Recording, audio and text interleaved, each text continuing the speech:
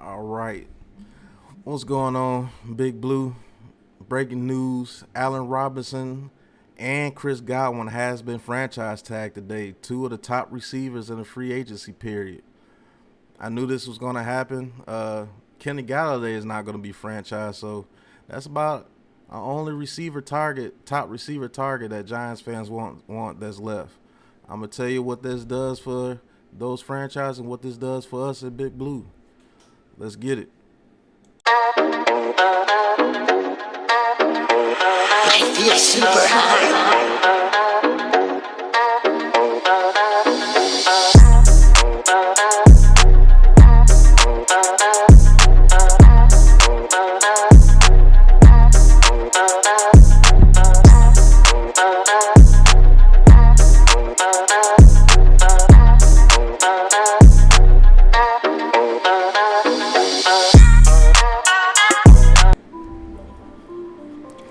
What's going on YouTube? What's going on Facebook? It's your boy Big Pat Sports Talk, and we're back with another episode. You know I'm gonna talk my talk no matter what anybody thought.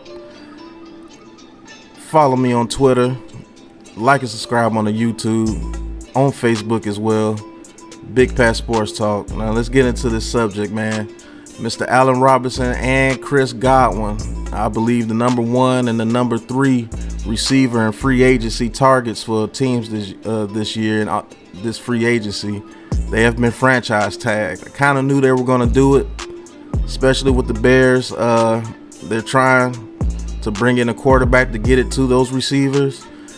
Don't be surprised if Russell Wilson or Deshaun Watson is in Chicago this upcoming season. I do believe that's going to happen. There's a lot of sources out there saying that they're willing to give up a lot to get one of those players. They're trying to make a Super Bowl run. And you know the Tampa Bay Buccaneers coming off their Super Bowl win. They want to keep their core together to make another run with Mr. Tom Terrific, Mr. 7 Rings. They both have been franchised, so Giants fans, we really don't have too many more top-tier receivers that we can look at. Only thing we have left is Kenny Galladay. And like I told you before, don't get mad if we don't make a huge splash at receiver this offseason. I told you this was going to happen. And I don't believe any of these guys are worth the 18 to 20 million that they're going to be asking for. I just don't see it. I don't see. Maybe Allen Robinson makes us a dynamic offense. I like him the best out of the 3. But Chris Godwin's a slot receiver. We don't need another slot receiver. And Kenny Galladay, can we depend on him? I'm sorry, I don't think we can depend on Kenny Galladay.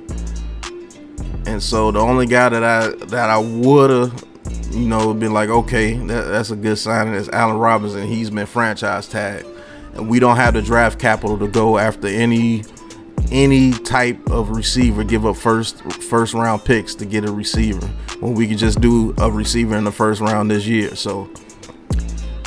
And not pay him $18 to $20 million. We get him on a rookie contract. And I believe Jalen Waddle, Rashad Bateman, Chase, even Devontae Smith is a better option than these guys. I even see a lot of guys in the second round that we could get, like a Nico Collins, a Tylan Wallace, a Terrence Marshall if he falls there, Rondale Moore. There's a lot of receiver capital in this draft, people. So Giants Twitter, don't go crazy about, oh, we're not going to get a top tier receiver. We do not need to spend $20 million on a receiver. We have way more other needs than to spend that type of money on a receiver. First of all, these guys are not a Julio Jones. They don't put up 1,000-yard seasons, 1,200-yard seasons consistently. They're not demanding double coverage consistently like a Julio Jones or like a DeAndre Hopkins or like a Michael Thomas. They're not at that caliber of a receiver, and I can't give them a receiver that I don't feel just takes over the game as an absolute game changer. I don't think either one of these guys is an absolute game changer. I'm sorry, they're just not, especially Godwin. He's surrounded by so much talent out there. I don't believe that guy's a number 1 receiver, and I can't give a guy I don't believe that's a number 1 receiver money. The only guy that I can really see giving number 1 receiver money is Allen Robinson. He does have that game-changing potential in him, but I still don't see giving him $20 million a season. I'm sorry. He's not better than Amari Cooper. He's not better than Hopkins. He's not better than Jones. He's not better than Thomas.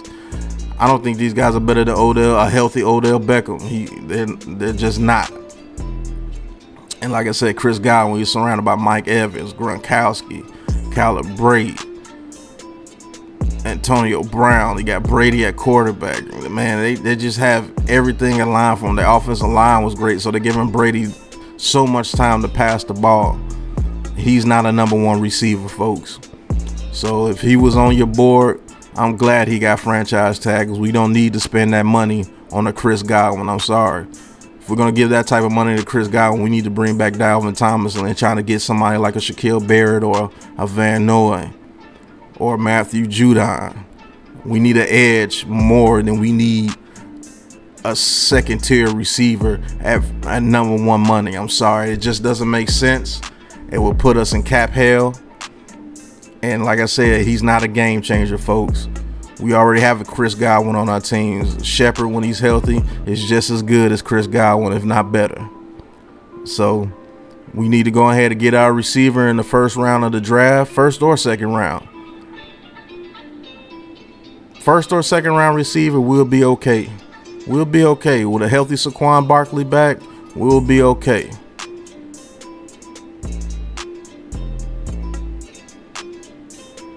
We don't need to spend that type of money on the receiver position, especially if it's not somebody that's just of a dominant caliber. Only way I'm spending that type of money is we getting Odell Beckham Jr. back when he was first with us, before before all the issues and stuff started happening. That guy, yeah, he's worth $20 million, because he was a game breaker.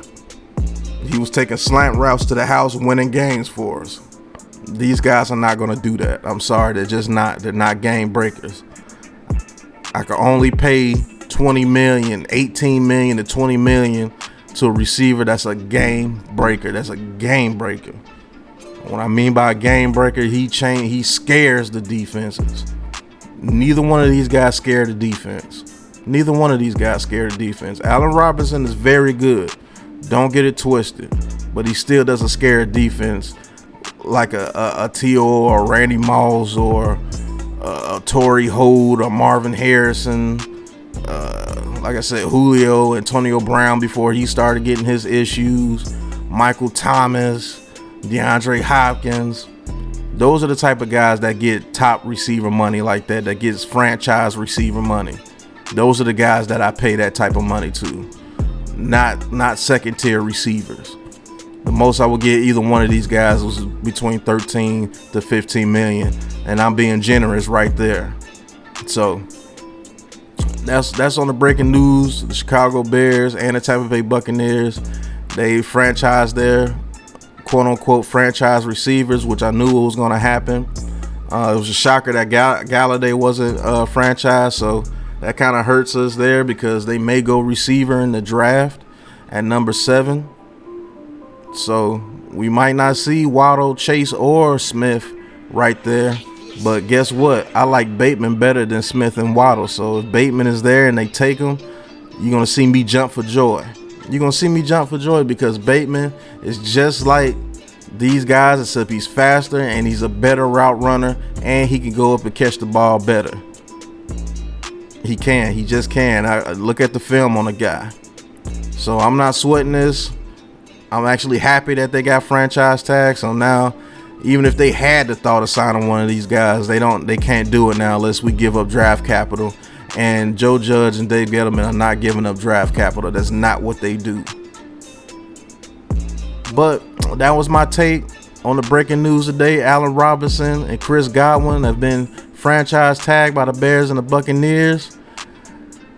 Good luck, guys, are trying to get a contract. But hey, that franchise tag receiver money is very good. So congratulations to those guys. And that's it for this episode. This is Big Pat. This is Big Pat Sports Talk. I'm going to talk my talk no matter what anybody thought. Until the next episode, people. Peace.